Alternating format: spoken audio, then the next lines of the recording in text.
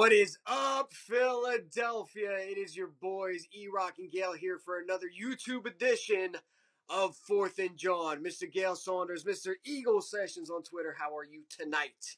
I am living the dream, my friend. Not as in dream team, but I am always living the dream. My friend, how are you feeling? I'm feeling excited as well because one more preseason, one more day leads us one step closer to the regular season and not having to go through all this preseason nonsense. I'm excited for the regular season. I'm ready to get this thing going. And speaking of which, there was one particular Eagles player who wrote a little piece for the Players Tribune who's also ready to get the regular season started, and that is one starting right tackle, Mr. Lane Johnson. Why don't you break down for the people, Gail, exactly what Lane Johnson said in that article? Well, if I'm going to outline this article that he wrote for the Players Tribune, he did a wonderful job, kind of pouring his heart out, basically talking about the struggles of being suspended for 10 games, the maturity that he's gone through over the last year, or since he got drafted. He talks about his mom and his aunt going to a tailgate. So he basically goes down the spectrum of being, Eagle fandom to, a brotherhood within the locker room, playing with guys like Jason Peters, Todd Hermans as a rookie. Just kind of like shows you the levels of Lane Johnson. It's good to see. It's good to see that he's matured. So got to be excited about that. Yeah, two big takeaways that I got from it. Number one, right in the beginning, last year's 10-game suspension where he was suspended for taking a supplement that he thought was approved by the NFL league. Turns out it wasn't, and then he had to fight with the league and didn't exactly have the uh, players association didn't have his back on getting suspended, but nevertheless he took ownership for it. Like, he took responsibility for getting suspended. That was on him, and he manned up about it. He owned it. Number two, he shed light on what the Eagles fans. There's reasons for the Eagles fans to be excited. He got into talking about Carson Wentz and how much of a hard worker he is, in there at 5:30 in the morning watching film, but doing it in a way that isn't bragging or boasting about it. He talked about Torrey Smith, and Alshon Jeffrey, and how for the first time since he's been here, and remember he was drafted by Chip Kelly, he finally has weapons on offense that he has never had before. He talked about LeGarrette Blount and what that means to the run game. He talked about his fellow offensive linemen like Jason Peters and Jason Kelsey. So he basically added fuel to the Eagles fans' fire as far as optimism goes for the upcoming 2017 season. I like how he said something about the fans about if you only rock a jersey a couple times a year, this is not the franchise for you. That line right there hit home for me. I mean, because that even though it's a little something, it just shows to me that he gets the fan base, and sometimes it takes a couple years for players to understand the fan base. And I think there's levels to this. Yeah, there's a quote from Brian Dawkins. I don't know it word for word, so I don't want to misquote him, but I know the gist of it. And it basically says, playing for in Philadelphia is not for everyone. These fans expect hard work. They expect dedication. They expect you to leave it all on the field. And if you do that, this is an amazing place to play, but is not for everybody. And Lane Johnson kind of echoed those same sentiments. Um, again, talking about the tailgating experience, hearing about the way Eagles fans were from his humble beginnings, and basically talking about the hard work that he's put into it, the Mhm. hard work teammates have put into it. Again, taking ownership for the suspension, taking responsibility for it, and really kind of, I think just in that single article, that single open letter to the fans, really kind of endeared himself and righted a lot of the wrongs that happened last year. Yeah, I mean, it was a big mistake, and it really did affect this whole team. I'll to be honest, that was one of the main killers of our season last year. You lose a guy of his caliber and his talent for 10 games. It's no joke. I mean, that stops like the development of Wentz. You see when he left for the suspension, that's when things went a little haywire. So I mean, I'm glad that he owns up to it. I'm glad that he gave us a little, he put a magnifying glass on what he was going through. I really thought he hit a home run with the article, and the timing couldn't be any better. So And speaking of hitting, he did tell a story which I enjoyed thoroughly. I read it twice, where there was a Cowboys fan after a game walking amongst the Eagles fans, talking basically an amount of shit that he should not have been talking, and he couldn't remember whether it was a guy in a McNabb jersey or a Westbrook jersey, but he came out and clocked him and knocked him out cold. So that just goes to show that the Eagles fans are tough, but we're understanding of our players, and Cowboys fans, let that be a warning to you, let that be a lesson to you. Do not come up to Lincoln Financial Field, do not come up to one of the Fourth and Jawn tailgates thinking you're going to talk shit on the Eagles, because just like Lane Johnson's going to do to a lot of those Cowboy defensive linemen, they're just going to get knocked on their ass, baby. You better believe it. I love it. I loved every second of that article. And moving on, he did speak about LeGarrette Blount, one of the running backs that we signed this year from the New England Patriots, who had a successful season last year, won himself a nice little Super Bowl ring. But LeGarrette Blount's been making news. I'm not even sure news. LeGarrette Blount's been making rumors. LeGarrette Blount's been speculated on, and I don't know whether it's articles just written to gain clicks, as often NJ.com will do. But kind of break down what people are talking about with LeGarrette Blount there. some people were talking about that he was on the fringe. He could be cut. There was some talks about his weight. They wanted him to be around, I guess, what, 240, 245. He was at 250. Maybe the weight was an issue. I really feel like I think it's a lot of clickbait. They're also not showing everything in preseason.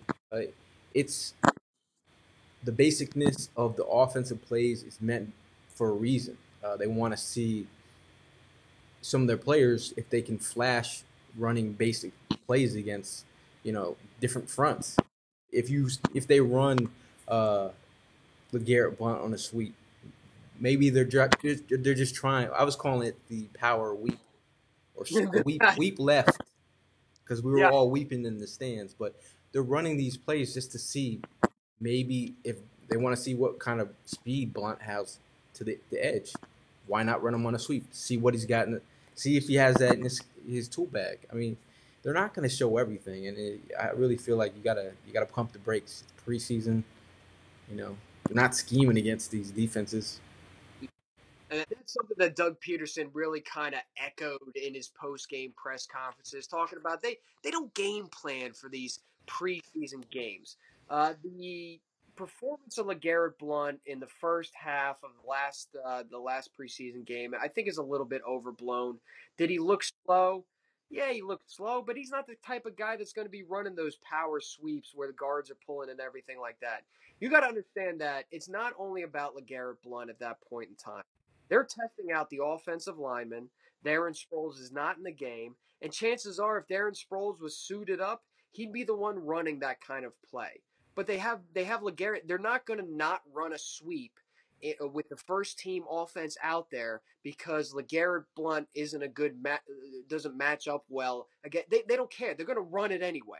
It's in their playbook. They know darn right well LeGarrette Blount's not the guy that's going to be running this, but they're going to have to run it anyway. This is practice. This is preseason is glorified practice. You'll notice that when Carson Wentz went into the no huddle, which again Doug Peterson said in his post-game press conferences that they were just trying to get a little tempo to the offense and move the ball, that LeGarrette Blount broke off some nice runs, caught some nice balls. He was a contributing member of that drive.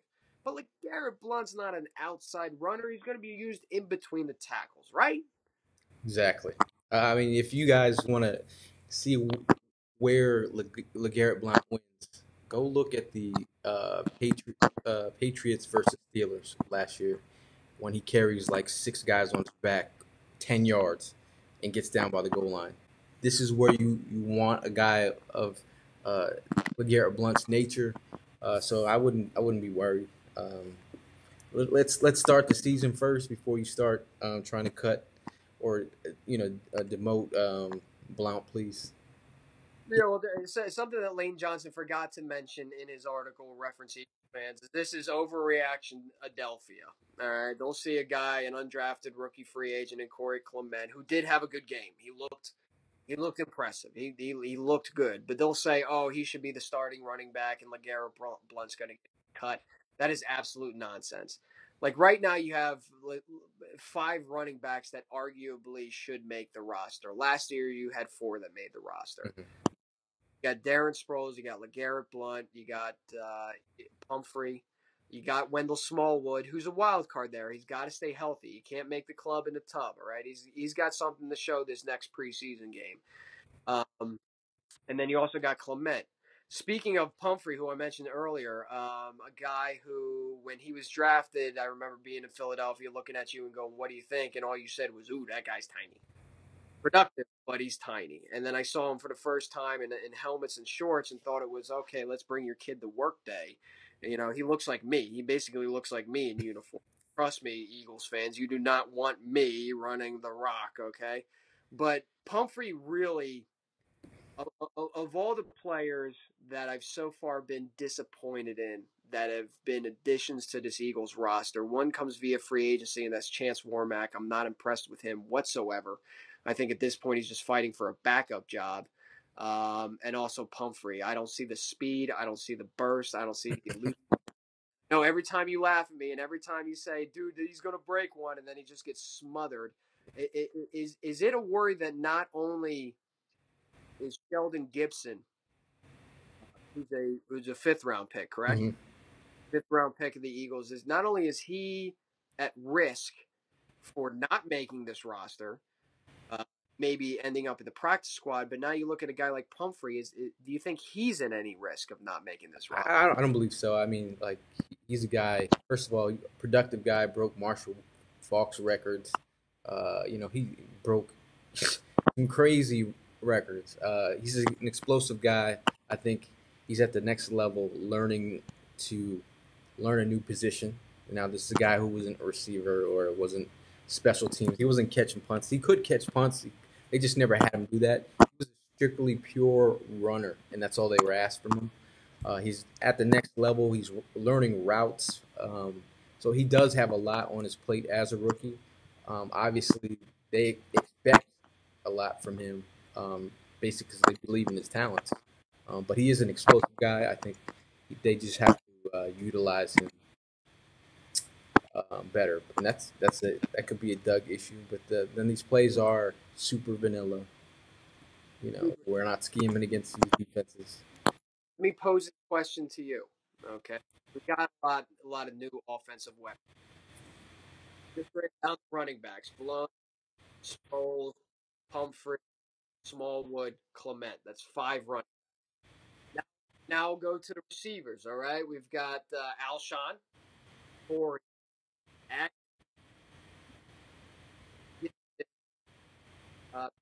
Trent. Let's say 6. What's more likely? The Eagles keep 5 running backs or 6 receivers? 6 receivers, because you have those guys that utilize those guys on special teams like Marcus Johnson, Mac Hollins. Those guys are super useful on special teams. If that's the likelihood, 6 receivers, which is a lot of receivers to keep on your roster. That means you're going to have to chew away at some other positions. Let's assume that you take away a roster spot from the running back position. So again, Blount, Sproles, Pumphrey, Smallwood, Clement. Who is the odd man out?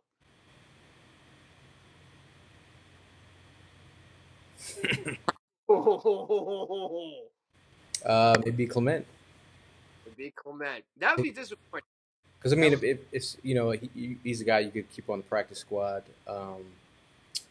Because I feel like Smallwood is the guy. I feel like Smallwood's the change of pace guy. If he just has to, he's been banged up with some issues, but I feel like Smallwood's the guy they see as a change of pace and potentially push um, LeGarrette Blount for you know series here and there. Remember, guys, when we get down to this cut, because they don't do cuts and sections anymore. Now they're just doing one big string of cuts. The practice squad for any one of your current players on your roster is not necessarily a given. Correct me if I'm wrong here, Gail, but they have to clear waivers first Yeah. before they're signed to the practice squad, or they have the opportunity to sign with another team before they sign with your practice squad. Well, you mean after the release? Yeah, Yeah, they do have to clear waivers, but there's gonna be so many guys that are gonna be released that day. It's gonna be nuts.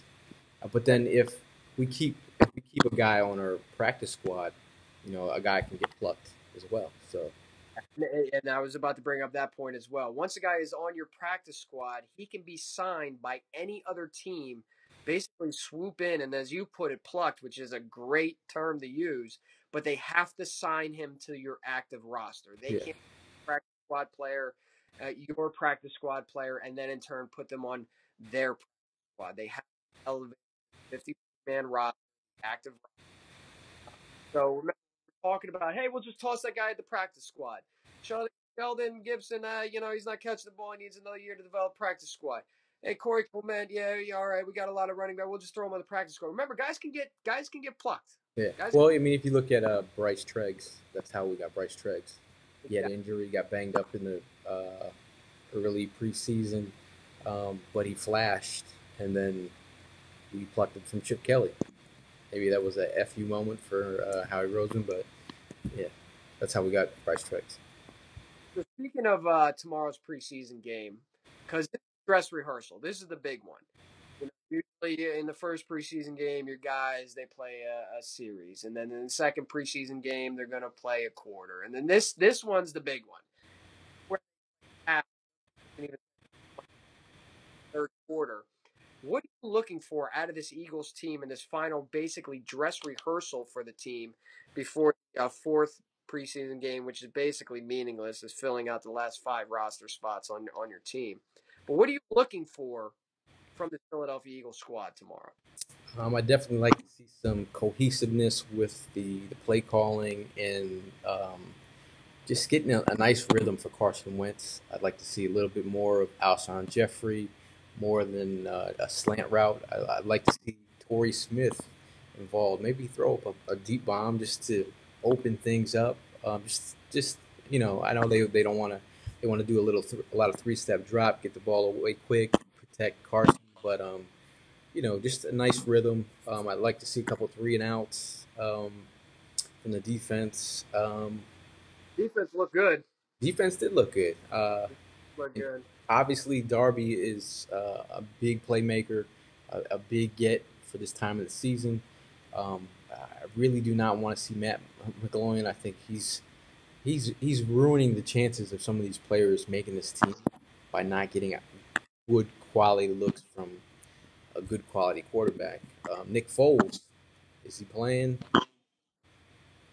I don't know, but what are you looking for? For me, I'm looking for a little bit more cohesiveness along the offensive line there. I mean, Carson, the pass block has been all that great. Carson Wentz has been able to duck some would-be sacks, extend some plays, and extend some drives. But the pass blocking hasn't been great. It's been good. It hasn't been great. The run blocking has struggled. I mean, I think that's safe to say. That's obvious to say. The run blocking leaves something to be desired. We're going to need to see, as Eagles fans, some better work along the offensive line and in the run game. Love to see Corey Smith catch a ball. I've been waiting for that all preseason. I want to see that guy because that guy looked like the real deal in training camp. He did. Receiver he was last year. Keep in mind that's under Chip Kelly, and keep in mind that's with Blaine Gabbert throwing him the ball. In training camp, he looked like a completely different player. He looked like the guy that he was in Baltimore, if not better. And I'm curious to see what he's going to look like opposite Alshon Jeffrey. Linebackers, all right. Michael Kendricks, Angry Bird, kind of look good. We want to see some more of that. We want to see some more turnovers. We want to see some more rushing the passer. I like the way Malcolm Jenkins was blitzing last game off the edge. He's very sneaky. That's not a Yeah. Jim Schwartz. Old man Jank, at the last minute creeping down towards the line of scrimmage. Dare I say Brian Dawkins-esque? Dare I say it? Dare I say it? Was that McLeod?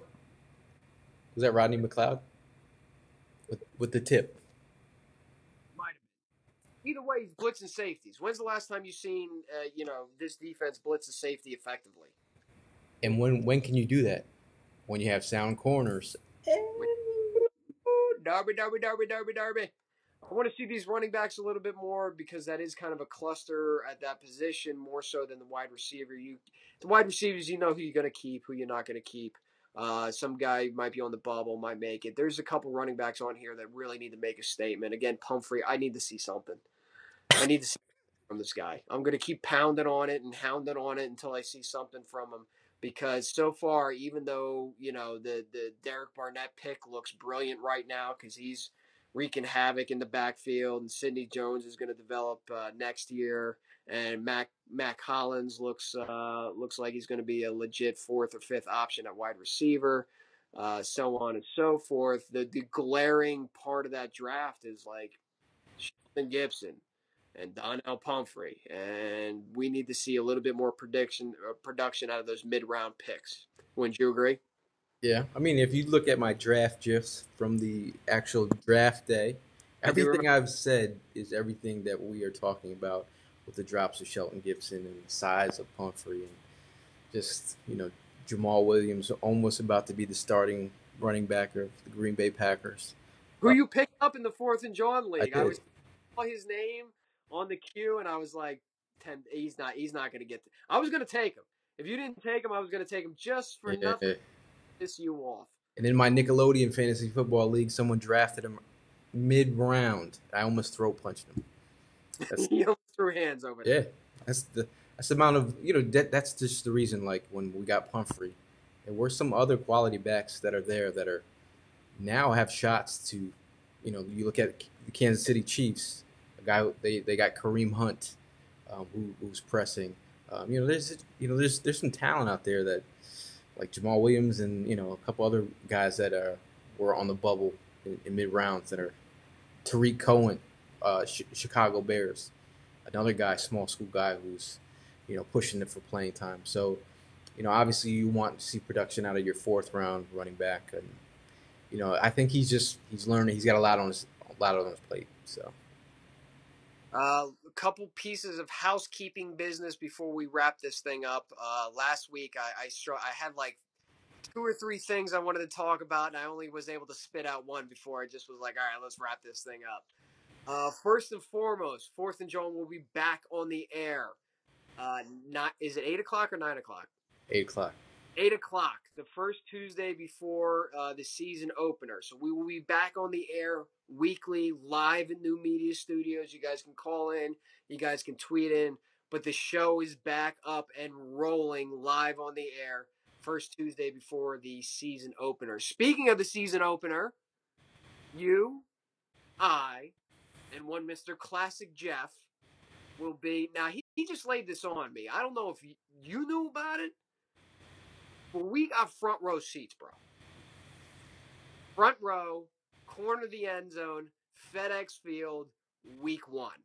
The 3 of us, the 3 amigos. So if you're an Eagles fan in the DC area, you happen to be attending the game, please let us know. If you're having a tailgate, we're probably going to crash somebody's tailgate. We're not going to hold our own. We're going to crash somebody else's. So we're going to be making rounds in the parking lot bright and early. Come Saturday, the crew, the gang, the squad will be at 97.5 the Phonetic Fantasy Fest, right? I'll see you there. Right? Right? Yep. Yeah. Mike will be there. I think Chizzy's coming. I think Classic Jeff's coming. But there's going to be Levon's coming. There's going to be the whole squad there partying up the Fantasy Fest. So if you're going to that, keep an eye out for us. We'll go. We'll buy you a beer over there, all right? Next up is, the T-shirts. I forget. That's the one I wanted to talk about, the T-shirts. Okay, so the 4th and Jawn shop is open. Gail, I don't know if under this video you can provide a link to it, but it's also on the Fourth and Jawn page, website, as well as we're always putting it up on the Twitter account. We got a lot of great T-shirts. My designers did a fine job making some of the T-shirts. Most popular with the long cocks T-shirt for the The woman in the goat T-shirt, which the is goat T-shirt. uh, Uh, the Carson DMC, which great. I ordered for myself. Okay. Now remember, you can order them like a plain basic T-shirt is like $20. They do go on sale often down to 14. You can upgrade the material in the T-shirt. I got myself a nice like little tri blend because I like that soft cotton. I need that on this baby skin right here. But I got a black one in the tri blend. I think it cost me $28. It was on sale. Normally it was on sale for like 22. You can't go wrong. You Right. can't. These are quality designs, folks. And we just want to thank you for supporting what we do because that buying T-shirts helps us with a lot of costs of being on the air, traveling, you name it. But we really do appreciate the support. Yeah, and that's what it's all about. We're not going to start a GoFundMe. We're not going to ask you for donations. We're not going to ask you for money. But if you buy a T-shirt, a small portion of that, a very small portion of it, does go to us. It helps us buy studio time at New Media Studios. Helps us buy beer for the tailgate. So if you support the show, you like a T-shirt, Christmas will be here before you know it. You like free Christmas, food at the tailgate, you like free food, you know. free beer bong baptisms. That shit costs money. So if you can, go out and buy a T-shirt. Again, Gail will put down a link at the bottom of this video. I'm trying to think, did I miss anything? Is there anything else we got to talk about? Big shout out to the writers at Yeah, fourthandjawn.com doing a lot of sound writing. Big shout out to Elijah Spencer who just joined us. Wrote for Interstate of Green and did some work at I think NFL Draft Diamond, but he just joined us last week. But big shout out to Elijah Spencer. yeah. Big shout out to Gonzo and Tara out in Seattle, right out there in Washington. They'll be attending the home opener tailgate. They're good people out there, and every time I give shout outs, I always forget to mention them, so I want to give them an extra huge giant one right here, right now. Um, real quick before I wrap this thing up, Gail. Not to shift it in a weird. I don't talk about it a lot. I don't advertise about it. Like I don't put it out there much. And I know you and I have a lot in common. We share a lot of bonds. One of which I regret that we share. Today is August 23rd. It's the second year anniversary of me losing my brother. Tough day today, man. Just a tough. I just want everybody who's watching this or who's listening to it, just do your boy E-Rock a favor. All right, this is all I'll ask of you. If you have a sibling, if you have a brother, if you have a sister, older, younger, doesn't matter. Give them a hug. Tell them you love them. If you can't do that, call them. And if you can't do that, at the very least, please promise me, everyone out there, you'll do this and just text them. Just text them to reach out and check on them. Because unfortunately, this world has a really weird way of surprising you, and sometimes you don't get to do that anymore. So please text your brother, text your sister, call your mom, call Call your your mother. fan. He misses you. Yeah. Call your mother. Yes. Yes. Yes. So with that, I didn't want to drop that in there, but it's important because Eagles fans, Family first, man. yeah, we're family, and you gotta take care of the home front before you take care of anything else. So until next time, let's go Birds. And shit, we're gonna see you week 1. We're gonna see you week Yeah. 1, DC, baby. Hey Redskins, I know you've had our number, but trust me, Gail, and Jeff are gonna have first row seats to watch that ass whooping that Lane Johnson promised he's bringing down 95, and we're breaking that thing, and we're gonna be live to see it, baby. Can't wait. Can't wait. Go Birds!